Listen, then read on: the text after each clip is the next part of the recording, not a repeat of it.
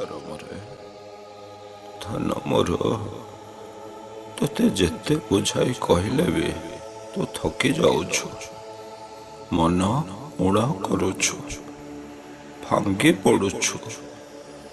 ମୁଁ ବୁଝୁଛି ତୁ ଯେଉଁ ପରିବାରରୁ ଯାଇଛୁ ତାର ଚଳଣି ସହିତ ତୁଳନା କରି ଏଠାରେ ତାହା ହିଁ ଖୋଜୁଛୁ, କିନ୍ତୁ ପାଇବୁ କିପରି?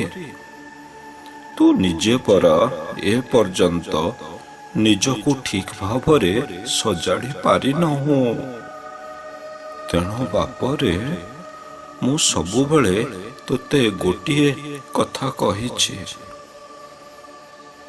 ଯାହା ମୋ ଠାରୁ ଶୁଣିବୁ ଜାଣିବୁ ପ୍ରଥମେ ନିଜେ ଅଭ୍ୟାସ କରି ତାକୁ ନିଜ କାମରେ ଲଗାଇବୁ, ତାପରେ ନିଜର ଆଚରଣ ମାଧ୍ୟମରେ ଅନ୍ୟମାନଙ୍କୁ ଜଣାଇବୁ। ତାହେଲେ ତୋର କଥା ଓ ଆଚରଣର ପ୍ରଭାବ ସେମାନଙ୍କ ଉପରେ ପଡ଼ିବ। ତୁ ଧୀରେ ଧୀରେ ତୋର ମନର ସମାଜଟିଏ ପାଇଯିବୁ। ରେ ମୋର ନୟନମଣି, ଗତଥର ପରିବାର ବିଷୟରେ ଯାହା ସବୁ କହିଥିଲେ ତାକୁ କାମରେ ଲଗାଇଲୁଣିଟି? ଯଦି ନ ଲଗାଇଛୁ ତେବେ ଏବେଠାରୁ ଲାଗିଯା। ମନେ ରଖ, ତୁ ଯଦି ସତରେ ନିଜକୁ ସଜାଡ଼ି ଅନ୍ୟକୁ ସଜାଡ଼ିବାକୁ ଭାବିଛୁ ତେବେ ଆଜି ଚାଲିଗଲେ ବି ଆସନ୍ତାକାଲି ଅଛି। ପରିବାର ଅତିକ୍ରମ କରିଗଲେ ତୋର ନଜର ଆଜିର ସମାଜରେ ପ୍ରତିଷ୍ଠିତ ଧର୍ମ ସଂସ୍ଥା, ଗୁରୁ ଆଶ୍ରମ ଆଦିରେ ପଡ଼ିବ। ସେଠାରେ ଚାଲିଥିବା ଘଟଣାବଳୀ ତୋତେ ବିବ୍ରତ କରିବ। ତେଣୁ ଆଗରୁ ମୁଁ ତୋତେ ସାବଧାନ କରିଦେଉଛି, ମନ ଦେଇ ଶୁଣ। ଯେକୌଣସି ସଂସ୍ଥାକୁ ତୁ ଯିବୁ ଦେଖିବୁ ସେଠାରେ ଭାଇ ଭାଇ ମଧ୍ୟରେ ଘୋର ବିବାଦ, ହିଂସା, ପରଶ୍ରୀ କାତରତା, ଅସହିଷ୍ଣୁତା, ପଦବୀ ପାଇଁ ପ୍ରତିଦ୍ୱନ୍ଦିତା, ନିଜର ଶ୍ରେଷ୍ଠତ୍ୱ ପ୍ରକାଶ କରାଇବାର ହୀନ ପ୍ରଚେଷ୍ଟା ତଥା ଅର୍ଥଲାଳସାର ଛବି ଫୁଟି ଉଠିଛି। ସେଗୁଡ଼ିକ ଦେଖି ଡରିଯିବୁନି, କାରଣ ବର୍ତ୍ତମାନର ଯୁଗ କ୍ରିୟାର ପ୍ରଭାବରେ ସେ ସବୁ ଏକ ସ୍ୱାଭାବିକ ଚଳନୀରେ ପରିଣତ ହୋଇଯାଇଛି। କାହିଁକି ଏପରି ହୋଇଛି କହୁଛି, ମନେ ରଖ। ଜଣେ ଯେତେବେଳେ ପ୍ରଥମେ ସେହି ଧର୍ମୀୟ ସଂସ୍ଥା ବା ଗୁରୁ ଆଶ୍ରମକୁ ଯାଉଛି ସେତେବେଳେ ପବିତ୍ର ମନ, ଶୁଦ୍ଧ ଭାବ ନେଇ ଯାଉଛି। ତାର ମନ ପ୍ରାଣ ସବୁ ସେହି ସଂସ୍ଥାର ସ୍ରଷ୍ଟାଙ୍କ ନିକଟରେ ଅଜାଡ଼ି ଦେଉଛି। ଦୀକ୍ଷା ଗ୍ରହଣ କରି ପରମାର୍ଥ ଜୀବନଯାପନ କରିବାର ବ୍ୟାକୁଳତା ପ୍ରକାଶ କରୁଛି, କିନ୍ତୁ କିଛି ଦିନ ପରେ ସେ ପବିତ୍ରତା ସମ୍ପୂର୍ଣ୍ଣ ନଷ୍ଟ ହୋଇଯାଉଛି। ଗୁରୁଙ୍କୁ ଏକ ଅତି ସାଧାରଣ ଲୋକ ଭାବରେ ଗ୍ରହଣ କରି ଯାବତୀୟ କୁଭାବନାର ଶିକାର ହୋଇ ନିଜର କ୍ଷତି କରୁଛି ଓ ଅନ୍ୟର ମଧ୍ୟ କ୍ଷତି କରୁଛି। ଏହାର ଅନେକ କାରଣ ମଧ୍ୟରୁ ମୁଖ୍ୟ ହେଉଛି ଭାବର ଅବସ୍ଥା। ସାଧାରଣ ଭାବରେ ଭାବକୁ ତିନି ପର୍ଯ୍ୟାୟରେ ଚିନ୍ତା କରାଯାଏ। 1. ସାଧାରଣ ଭାବ, 2. ମାନସ ଭାବ, 3. ଅତି ମାନସ ଭାବ। ସାଧାରଣ ଭାବ, ଏହି ଭାବ ପ୍ରତ୍ୟେକ ଜୀବର ଆସେ। କୌଣସି ଏକ ଜଟିଳ ସମସ୍ୟାର ସମାଧାନ ହୋଇଗଲେ ସମାଧାନ କରିଥିବା ବ୍ୟକ୍ତିଟି ପ୍ରତି ମନରେ ହଠାତ୍ କୃତଜ୍ଞତା ଭରିଯାଏ। ତେଣୁ ଆଉ ଆଗ ପଛ ବିଚାର ନ କରି ନିଜର ସ୍ଥିତି ପ୍ରତି ନଜର ନ ରଖି ସେ ତାକୁ ଗୁରୁ ରୂପରେ ବରଣ କରି ଦୀକ୍ଷା ନେବାକୁ ବ୍ୟାକୁଳ ହୁଏ। ପ୍ରଥମ ଅବସ୍ଥାରେ ଏକ ଅତି ଅନୁଗତ, ଶୃଙ୍ଖଳିତ ଓ ଆଜ୍ଞାଧୀନ ଶିଷ୍ୟ ରୂପରେ ନିଜର ପରିଚୟ ପ୍ରକାଶ କରେ। କିନ୍ତୁ ଏହି ଭାବ ସମ୍ପୂର୍ଣ୍ଣ କ୍ଷଣସ୍ଥାୟୀ, କାରଣ ଶରୀର ଭିତରେ ଥିବା ଇନ୍ଦ୍ରିୟ ଶତ୍ରୁମାନେ ଦମନ ହୋଇନଥାନ୍ତି। ସମୟ ସୁଯୋଗ ପାଇଲେ ସେମାନେ ଏହି ପବିତ୍ର ଭାବଟିକୁ ଛିନଭିନ କରି ଶେଷ କରିଦିଅନ୍ତି ଏବଂ ସେମାନଙ୍କର ରାଜତ୍ୱ ବିସ୍ତାର କରନ୍ତି। ଫଳସ୍ୱରୂପ ଶିଷ୍ୟଟିର ଉପର ଲିଖିତ ଦୁର୍ଗୁଣ ଫୁଟି ଉଠେ, ମାନସ ଭାବ। ଏହି ଭାବ ଜୀବର ସଙ୍ଗରେ ତାର ପୂର୍ବଜନ୍ମର ସଂସ୍କାର ଫଳ ଅନୁସାରେ ଆସିଥାଏ। ଏହି ଭାବ ନେଇ ଯଦି ଜଣେ ଗୁରୁଦ୍ୱାରକୁ ଯାଏ, ତେବେ ଗୁରୁଙ୍କର ଉପଦେଶ ଗ୍ରହଣ କରି ନିଜକୁ କେବଳ ସାଧନ କ୍ରିୟାରେ ବୁଡ଼ାଇ ରଖିବାକୁ ଭଲ ପାଏ। ତେବେ ବି ଏହି ଭାବର ସ୍ଥାୟିତ୍ୱ ସେତେ ବେଶୀ ହୋଇନଥାଏ। ସମୟ ସମୟରେ ଇନ୍ଦ୍ରିୟର ପ୍ରଭାବରେ ସେ ପଥଚ୍ୟୁତ ହୋଇଯାଏ, କିନ୍ତୁ ପରକ୍ଷଣରେ ନିଜକୁ ସଜାଡ଼ି ନେଇ ପୁଣି ତାର କର୍ମରେ ଲାଗିଯାଏ। ମୋଟାମୋଟି ଭାବରେ ଏହି ଭାବ ଥିବା ବ୍ୟକ୍ତି ହିଁ କ୍ରିୟାଯୋଗ କରିବାକୁ ସମର୍ଥ ହୋଇଥାଏ। ଅତି ମାନସ ଭାବ। ଏହି ଅତି ମାନସ ଭାବ ହିଁ ସ୍ଥାୟୀ, ଚିରସ୍ଥାୟୀ ଭାବ। ଏହା ପୂର୍ବଜନ୍ମର ସାଧନ ସଂସ୍କାର ଉପରେ ନିର୍ଭର କରିଥାଏ। ଜୀବ ମାତୃଗର୍ଭରୁ ଧରାଧାମକୁ ଆସିବା ମାତ୍ରେ ତାହାର ଏହି ଭାବ ଜାଗ୍ରତ ହୋଇଥାଏ। ଏ ପର୍ଯ୍ୟାୟର ବ୍ୟକ୍ତି ଯଦି ଗୁରୁଦ୍ୱାରକୁ ଯାଏ, ତେବେ ଗୁରୁଙ୍କର ପ୍ରଥମ ଦର୍ଶନ ହିଁ ଯଥେଷ୍ଟ। ସେ ଆଉ ପଛକୁ ଫେରି ଯାଏ ନାହିଁ। କୌଣସି ବାଧା ତାର ଲକ୍ଷ୍ୟସ୍ଥଳରୁ ତାକୁ ଦୂରେଇ ରଖିପାରେ ନାହିଁ।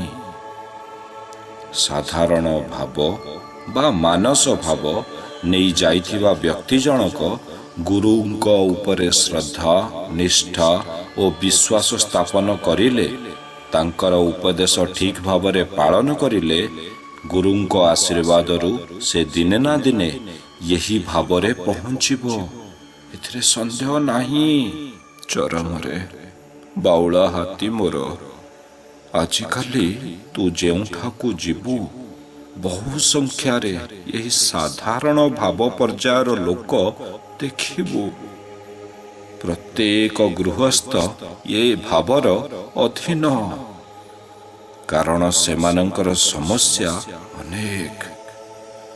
ପାରିବାରିକ ଜଞ୍ଜାଳରେ ସବୁବେଳେ ସେମାନେ ହନ୍ତସନ୍ତ ହୋଇଥାନ୍ତି। ତେଣୁ ସେମାନଙ୍କର ଭାବ ଘନ ଘନ ପରିବର୍ତ୍ତନ ହୋଇଥାଏ।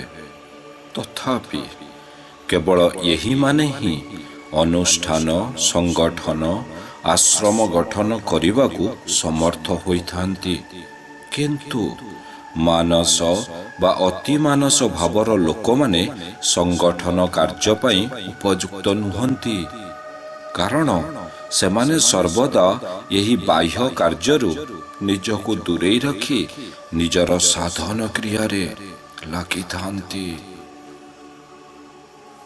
ଏମାନେ ସନ୍ନ୍ୟାସୀ ଶ୍ରେଣୀଭୁକ୍ତ। ଏମାନଙ୍କୁ ଅନେକ ନିଷ୍ଠା, ଅନେକ କଷ୍ଟର ସମ୍ମୁଖୀନ ହେବାକୁ ପଡ଼ିଥାଏ। ସାଧନ ସମୟରେ କଠୋର ପରୀକ୍ଷା ମଧ୍ୟ ଦେବାକୁ ହୁଏ। ସରଳ ଭାବରେ କହିବାକୁ ଗଲେ ଏମାନଙ୍କର ରାସ୍ତା କଣ୍ଟକିତ ଏବଂ ଲକ୍ଷ୍ୟସ୍ଥଳରେ ପହଞ୍ଚିବାକୁ ବହୁତ ପରିଶ୍ରମ କରିବାକୁ ପଡ଼େ। କିନ୍ତୁ ସାଧାରଣ ଭାବର ଲୋକମାନେ କେବଳ ଗୁରୁଙ୍କ ଉପରେ ନିଷ୍ଠା, ଭରସା ରଖିଲେ ଖୁବ୍ ସହଜରେ ଲକ୍ଷ୍ୟସ୍ଥଳରେ ପହଞ୍ଚି ଯାଆନ୍ତି। ଗୋଟିଏ ଅନୁଷ୍ଠାନ କରିବାକୁ ହେଲେ ଉଭୟ ଗୃହସ୍ଥ ଶିଷ୍ୟ ଓ ସନ୍ନ୍ୟାସୀ ଶିଷ୍ୟର ଆବଶ୍ୟକତା ଅଛି। ଧନରେ ଏଇଠି ଗୋଟିଏ କଥା ଭଲ କରି ମନେ ରଖିବୁ, ଶିଷ୍ୟର ଏହି ଯେଉଁ ଗୁଣ, କିଏ ଗୃହସ୍ଥ ଶିଷ୍ୟ ହେବ ବା କିଏ ସନ୍ନ୍ୟାସୀ ଶିଷ୍ୟ ହେବ, ତାକୁ କେବଳ ଗୁରୁ ହିଁ ନିର୍ଦ୍ଧାରଣ କରିବେ। ଶିଷ୍ୟ ଯଦି ନିଜେ ନିଜକୁ ଏହିପରି ଏକ ସ୍ଥିତିରେ କଳ୍ପନା କରି ବସିଲା, ତାହେଲେ ସର୍ବନାଶ। ଆଜି ସେହି ବ୍ୟତିକ୍ରମ ସବୁଠାରେ। ଜଣେ ସନ୍ନ୍ୟାସୀ ଗୃହସ୍ଥର ଆଚରଣ କରୁଛି, ଆଉ ଜଣେ ଗୃହସ୍ଥ ସନ୍ନ୍ୟାସୀର ଆଚରଣ ଦେଖାଉଛି। ଫଳରେ ଉଭୟ କେହି ଆଗକୁ ଯାଇପାରୁନାହାନ୍ତି। ବାପରେ କହୁଥିଲି ପରା ଅନୁଷ୍ଠାନ କଥା। ସନ୍ନ୍ୟାସୀ ଶିଷ୍ୟମାନେ ଗୃହ ତ୍ୟାଗୀ, ସଂସାର ତ୍ୟାଗୀ, ବିଷୟା ତ୍ୟାଗୀ ହୋଇ ଆଗେଇବାକୁ ସାଧନ କରନ୍ତି। ତେଣୁ ସେମାନଙ୍କ ପର୍ଯ୍ୟାୟ ସ୍ୱତନ୍ତ୍ର। ବର୍ତ୍ତମାନ ଗୃହସ୍ଥ ଶିଷ୍ୟମାନଙ୍କ ସମ୍ପର୍କରେ ତତେ ବୁଝାଇ କହୁଛି, ମନେ ରଖିବୁ ଓ ଅନ୍ୟମାନଙ୍କୁ ବୁଝାଇ ଦେବୁ। ଏମାନଙ୍କର ଦାୟିତ୍ୱ ଓ କର୍ତ୍ତବ୍ୟ ହେଉଛି: 1. ପ୍ରଥମେ ଦୀକ୍ଷା ଗ୍ରହଣ କରି ଶ୍ରୀ ଗୁରୁଦେବଙ୍କ ପାଦପଦ୍ମରେ ନିଜକୁ ସମର୍ପଣ କରିବା।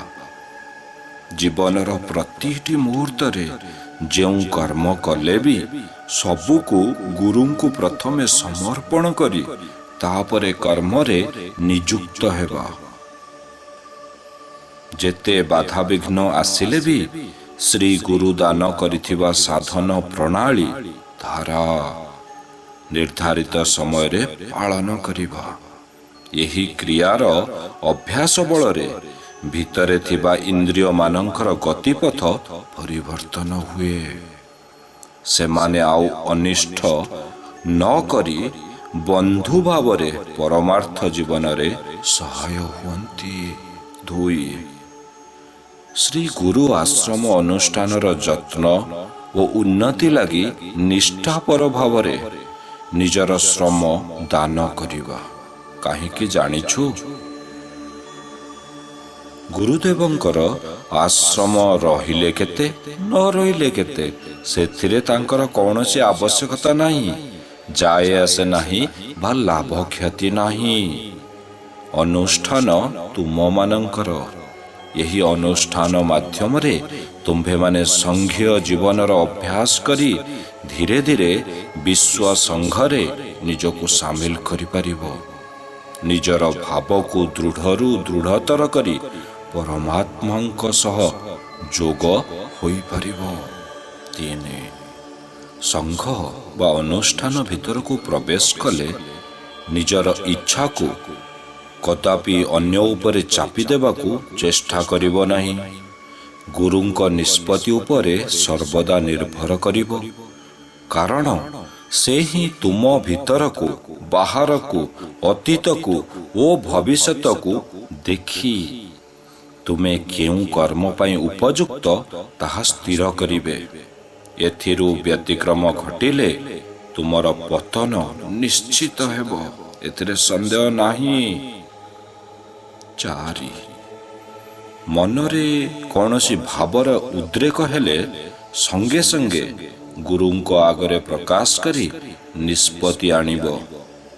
କିନ୍ତୁ ତୁମର ନିଷ୍ପତ୍ତି ଜୋର ଜବରଦସ୍ତ ଭାବରେ ତାଙ୍କ ଉପରେ ଚାପି ଦେଇ ତାଙ୍କୁ ହିଁ ଗ୍ରହଣ କରିବାକୁ ବାଧ୍ୟ କରିବ ନାହିଁ। କାରଣ କାଳଚକ୍ରକୁ ଦେଖି, କାଳଚକ୍ରକୁ ଆଖି ଆଗରେ ରଖି ସେ ନିଷ୍ପତ୍ତି ନେବେ ଯେଉଁ କ୍ଷମତା ତୁମର ନାହିଁ। ଧନରେ ଗଳାମାଳି ମୋର, କହିଲୁ ଗୁରୁଙ୍କ ଆଗରେ ମନ୍ତ୍ର ଗ୍ରହଣ ସମୟରେ ତୁ ଯେଉଁ ଶପଥ ନେଇଥିଲୁ ଯେ ନିଜର ଅହଂ ଜ୍ଞାନକୁ ପ୍ରୟୋଗ କରିବୁ ନାହିଁ, ନିଜର ନିଷ୍ପତ୍ତି ତାଙ୍କ ଉପରେ ଚାପି ଦେବା କ'ଣ ଏହି ଅହଙ୍କାର ନୁହେଁ? ନିଜର ମାନସିକ ବିକୃତକୁ ଚରିତାର୍ଥ କରିବା ପାଇଁ ଗୁରୁଙ୍କୁ ବାଧ୍ୟ କରିବା କ'ଣ ଅହଂ ଜ୍ଞାନ ନୁହେଁ? ଆଚ୍ଛା କହିଲୁ, ଯଦି ଗୋଟିଏ ଅନୁଷ୍ଠାନର ପ୍ରତ୍ୟେକ କର୍ମୀ ଏହିପରି ନିଜ ନିଜର ନିଷ୍ପତ୍ତିରେ ଅଟଳ ରହି ଗୁରୁଙ୍କୁ ବାଧ୍ୟ କରିବେ, ତେବେ ଗୁରୁ କାହା କଥା ଗ୍ରହଣ କରିବେ? ଶେଷରେ ସେ ଅନୁଷ୍ଠାନ ରହିବ ତ। ତେଣୁ ବାଉଳାରେ ସେଇଥିପାଇଁ ଗୁରୁ ନିର୍ଦ୍ଦେଶ ଦେଇଥାନ୍ତି ପ୍ରତିଦିନ ସକାଳେ ଓ ସନ୍ଧ୍ୟାରେ ଏହି ଶପଥ କରିବା ପାଇଁ। ଫଳରେ ଇନ୍ଦ୍ରିୟ ଶତ୍ରୁ ଭୁଲାଇ ଦେଲା ବେଳକୁ ଏହି ଶପଥ ପୁଣି ଥରେ ସ୍ଥିତି ଫେରାଇ ଆଣିବ। ଏହିପରି ଧୀରେ ଧୀରେ ଅଭ୍ୟାସ କଲେ ଏହି ଦୁର୍ଗୁଣଟି ସମ୍ପୂର୍ଣ୍ଣ ଚାଲିଯିବ। 5. କୌଣସି ଅବସ୍ଥାରେ ନିଜର ଗୁରୁ ଭାଇ, ପ୍ରତିବେଶୀ, ସହକର୍ମୀ ତଥା ଅନ୍ୟମାନଙ୍କର ନିନ୍ଦା କୁତ୍ସାରଟନା କରିବ ନାହିଁ। ଯଦି ସେମାନଙ୍କର ଆଚରଣରେ କିଛି ତ୍ରୁଟି ଲକ୍ଷ୍ୟ କରୁଛ, ତେବେ ଏକାନ୍ତ ଓ ଗୋପନ ଭାବରେ ଗୁରୁଙ୍କ ଆଗରେ ନମ୍ରତାର ସହ ପ୍ରକାଶ କରିବ ଓ ତୁମେ ସେହି ଭାବନାରୁ ମୁକ୍ତ ହୋଇଯିବ। ସେ ତାର ବିଚାର କରିବେ, କିନ୍ତୁ ତାକୁ ଆଳ କରି ଭାଇ ପ୍ରତି ବିମୁଖ ହୁଅ ନାହିଁ। ତାହେଲେ ତୁମ ନିଜ ଭିତରେ କୁସଂସ୍କାର ଜମାଟ ବାନ୍ଧିଯିବ ଓ ଧୀରେ ଧୀରେ ପରସ୍ପର ବିରୋଧୀ ଭାବ ବଢ଼ି ସଂଘ ଭୁଷୁଡ଼ି ପଡ଼ିବ। ମନେ ପକାରେ ଧନ, ଗୁରୁ କ'ଣ ଏଥିପାଇଁ ସତର୍କ କରାଇ ନାହାନ୍ତି? ପ୍ରତିଦିନ ପରା ତୁ ଗୁରୁଙ୍କ ଆଗରେ ଶପଥ କରୁଛୁ, ଉଚ୍ଚ ନିଚ ଭେଦଭାବ ରଖିବୁ ନାହିଁ, ବଡ଼ ଛୋଟ ବିଚାର କରିବୁ ନାହିଁ, ଅନ୍ୟର ତ୍ରୁଟିପୂର୍ଣ୍ଣ ଆଚରଣ ଦେଖି ତାକୁ ଘୃଣା କରି ତା ବିରୁଦ୍ଧରେ ଅନ୍ୟର ଆଗରେ ସମାଲୋଚନା କରିବାର ଅର୍ଥ କ'ଣ? ନିଜକୁ ଆଚରଣ ସିଦ୍ଧ ଭାବି ଅନ୍ୟଠାରୁ ନିଜକୁ ଶ୍ରେଷ୍ଠ ବିବେଚନା ନ କଲେ ଏ ଘୃଣାଭାବ ଆସିବ କେଉଁଠୁ କହିଲୁ? ତେଣୁ ଗମ୍ଭୀର ଭାବରେ ବିଚାର କରି ଦେଖିଲୁ ତୋ ଭିତରେ କେତେ ଦୃଢ଼ ଭାବରେ ଏହି ଛୋଟ ବଡ଼ ବିଚାର ଜମାଟ ବାନ୍ଧିଗଲାଣି। ଏହାର ପରବର୍ତ୍ତୀ ଅବସ୍ଥା କ'ଣ ଜାଣିଛୁ? କ୍ରମଶଃ ଏହି ଭାବ ଯେତେବେଳେ ଅତି ପ୍ରବଳ ହେବ, ସେତେବେଳେ ଗୁରୁଙ୍କୁ ମଧ୍ୟ ତୁ ଘୃଣା କରିବୁ। ଗୁରୁଙ୍କର କାର୍ଯ୍ୟ ମଧ୍ୟ ତୋତେ ତ୍ରୁଟିପୂର୍ଣ୍ଣ ଦେଖାଯିବ। ଶେଷରେ ବିକାରଗ୍ରସ୍ତ ହୋଇ ତୁ ଆପେ ଆପେ ସଂଘ ବର୍ଜନ କରି ଚାଲିଯିବୁ ଏବଂ ଆଉ ଏହି ଶପଥ ଭାଙ୍ଗିଦେବୁ। 6. ଗୁରୁଙ୍କ ପାଖରେ, ଗୁରୁ ଭାଇଙ୍କ ପାଖରେ କେବେ ବି ଛଳନା କରିବା ଉଚିତ ନୁହେଁ। ଛଳନା କହିଲେ କ'ଣ ବୁଝିଲୁନିଟି? ବୁଝାଇ ଦେଉଛି, ଶୁଣ। ଜଣେ ଶିଷ୍ୟ ତା ଗୁରୁଙ୍କ ଆଗରେ ଶପଥ କରି ଅଳି କରୁଛି, ପ୍ରଭୁ, ମୋର ସଂଘରେ କୌଣସି ପଦପଦବୀ ଆବଶ୍ୟକ ନାହିଁ। ମୁଁ କେବଳ ଆପଣଙ୍କର ଓ ମୋର ପ୍ରିୟ ଭାଇ ଭଉଣୀଙ୍କର ସେବା କରି ଚାଲିଯିବି। ଏହି କଥା ସେ ପୂଜା କଲାବେଳେ କହୁଛି ଓ ଅନ୍ୟମାନଙ୍କ ଆଗରେ କହୁଛି। ତେଣୁ ସମସ୍ତେ ତାର ଏହି ମହାନ ଗୁଣକୁ ଗ୍ରହଣ କରି ଶ୍ରଦ୍ଧା କରୁଛନ୍ତି, କିନ୍ତୁ ପଦବୀର ଭୟଙ୍କର ମୋହ ତାକୁ ଗ୍ରାସ କରିଛି। ତା ନହେଲେ ତାକୁ ଯେତେବେଳେ କୌଣସି ପଦବୀ ଯଚା ଯାଉନାହିଁ, ସେ ତ୍ୟାଗ କରିବାକୁ ଅଳି କାହିଁକି କରୁଛି? ଦ୍ୱିତୀୟରେ, ପଦବୀରେ ଥିବା ବ୍ୟକ୍ତିର ପ୍ରତିଟି ଦୋଷ ତ୍ରୁଟିକୁ ଲକ୍ଷ୍ୟ କରି ତାକୁ ମାର୍ଜିତ କରିବା ପରିବର୍ତ୍ତେ ତାକୁ ସେଥିରୁ ବିତାଡ଼ିତ କରିବାକୁ ଗୁରୁଙ୍କୁ ବାଧ୍ୟ କରୁଛି। ଭିତରେ ବାସନା ରହୁଛି, ମୁଁ ଶ୍ରେଷ୍ଠ, ମୋର ହିଁ ଏ ପଦବୀ ପାଇବାର ଯୋଗ୍ୟତା ଅଛି, କିନ୍ତୁ ପ୍ରତ୍ୟକ୍ଷ ଭାବରେ ନିଜର ଇଚ୍ଛା ପ୍ରକାଶ ନ କରି ଆଚରଣ ମାଧ୍ୟମରେ ଅନ୍ୟମାନଙ୍କ ମାଧ୍ୟମରେ ପଦବୀରେ ଥିବା ଲୋକଟିକୁ ବହିଷ୍କାର କରି ନିଜକୁ ସେହି ଆସନରେ ବସାଇବାକୁ ପ୍ରୟାସ କରୁଛି। ଏହା କ'ଣ ଛଳନା ନୁହେଁ? ଇଆଡ଼େ ପରମାର୍ଥ ସମ୍ପଦ ଲାଭ କରି ସନ୍ନ୍ୟାସ ପଥ ଗତି କରିବାକୁ ଇଚ୍ଛା, ସେପଟେ ଗୃହସ୍ଥର ଆଚରଣ ରଖି ଶ୍ରେଷ୍ଠ ପଦବୀରେ ବସି ଅନ୍ୟ ଉପରେ ପ୍ରଭୁତ୍ୱ ଜାହିର କରିବାର ଚେଷ୍ଟା ପରସ୍ପର ବିରୋଧୀ ଭାବ ନୁହେଁ କି? ଚରମରେ ଅନୁଷ୍ଠାନଟିଏ ସୃଷ୍ଟି ହେଲେ ପଦ ପଦବୀ ନିଶ୍ଚୟ ରହିବ। ପଦ ପଦବୀ ନ ରହିଲେ ଅନୁଷ୍ଠାନ ଚାଲିପାରିବ ନାହିଁ। କିନ୍ତୁ ସଂଘର ସ୍ରଷ୍ଟା ପ୍ରତ୍ୟେକଙ୍କର ଯୋଗ୍ୟତା ସମସ୍ୟା ଜଞ୍ଜାଳକୁ ଲକ୍ଷ୍ୟ ରଖି ତାଙ୍କ ବିବେଚନାରେ ଉପଯୁକ୍ତ ବ୍ୟକ୍ତିଟିକୁ ଯଦି ପଦବୀ ଦାନ କରନ୍ତି, ତେବେ ତାଙ୍କର ଆଶୀର୍ବାଦରେ ସଂଘ ଶୃଙ୍ଖଳିତ ହେବ ଏବଂ ସେହି ମାଧ୍ୟମରେ ସଂଘର ଉନ୍ନତି ହେବ। କିନ୍ତୁ ସ୍ରଷ୍ଟାଙ୍କ ଇଚ୍ଛାକୁ ସମ୍ମାନ ନ ଦେଇ ପଦବୀ ପାଇଁ ବିଭିନ୍ନ ମିଥ୍ୟା ଆଳ ଦେଖାଇ ଯଦି ପରସ୍ପର ମଧ୍ୟରେ ପ୍ରତିଯୋଗିତା ଲାଗି ରହେ, ତେବେ ସଂଘ ନିଶ୍ଚୟ ଭୁଷୁଡ଼ି ପଡ଼ିବ। ତତେ ଆହୁରି ସରଳ କରି ବୁଝାଇ ଦେଉଛି, ଶୁଣ। ଆଜି ତୁ ତୋର ଅନ୍ୟ କେତେକ ଭାଇଙ୍କୁ ଏକତ୍ର କରି ଜଣଙ୍କ ବିରୁଦ୍ଧରେ ଅଭିଯୋଗ ଆଣିଲୁ ଏବଂ ତାକୁ ପଦବୀରୁ ହେଉ ବା ସଂଘରୁ ହେଉ ବିତାଡ଼ିତ କରିବାକୁ ଜିଦ୍ କରି ବସିଲୁ। ଗୁରୁ ତୋ କଥା ଗ୍ରହଣ କଲେ। ଫଳରେ ଯେଉଁ ବ୍ୟକ୍ତିଟି ବିତାଡ଼ିତ ହେଲା, ତାର ଶତ୍ରୁ ଭାବ ତୋ ଉପରେ ରହିଲା।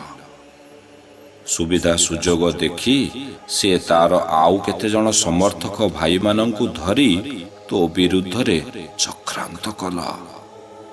ଏହିପରି ଗୋଟିଏ ପରେ ଗୋଟିଏ ଚାଲିଲା। ଆଚ୍ଛା କହିଲୁ ବାପ, ଏହାରି ନାମ କ'ଣ ଧର୍ମୀୟ ସଂଘ? ଏହାର ନାମ କ'ଣ ଆଧ୍ୟାତ୍ମିକ ଅନୁଷ୍ଠାନ? ଏହାକୁ କି କହନ୍ତି ଗୁରୁକୁଳାଶ୍ରମ?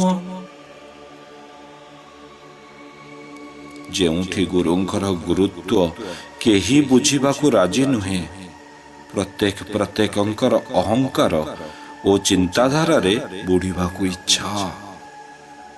ଧନରେ ପୂର୍ବରୁ କହିଛି, ସାଧାରଣ ଭାବରେ ବଶବର୍ତ୍ତୀ ହୋଇ ଆସୁଥିବା ବ୍ୟକ୍ତିମାନଙ୍କ ଠାରେ ଏହି ଲକ୍ଷଣ ନିଶ୍ଚୟ ରହିବ, ଯାହାର ପରିଣତି ତୁ ଆଜି ପ୍ରତ୍ୟେକ ଅନୁଷ୍ଠାନରେ ପାଇବୁ। କୌଣସି ସ୍ଥାନରେ ଗୁରୁଙ୍କର ପ୍ରଭାବ ପ୍ରତିଷ୍ଠା ପ୍ରାୟ ଆଉ ନାହିଁ।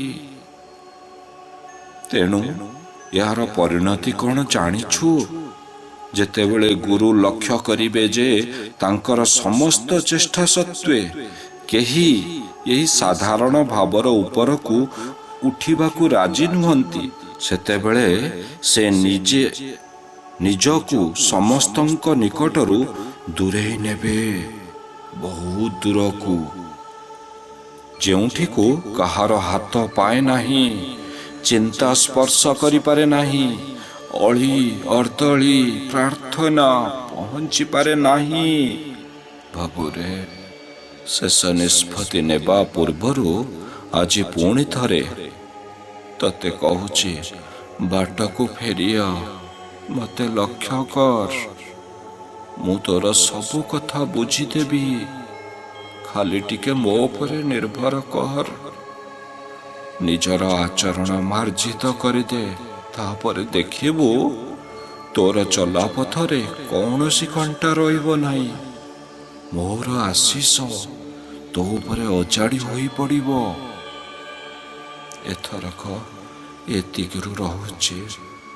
ଆସନ୍ତା ଥରକୁ ଏହିଠାରୁ ଆରମ୍ଭ କରିବି। କଲ୍ୟାଣ କରୁଛି। ବିଜୟୀ ହୁଅ। ଇତି ତୋର ଚିରମଙ୍ଗଳ କାଙ୍କ୍ଷୀ ପିତା ଶ୍ରୀ ଗୁରୁ।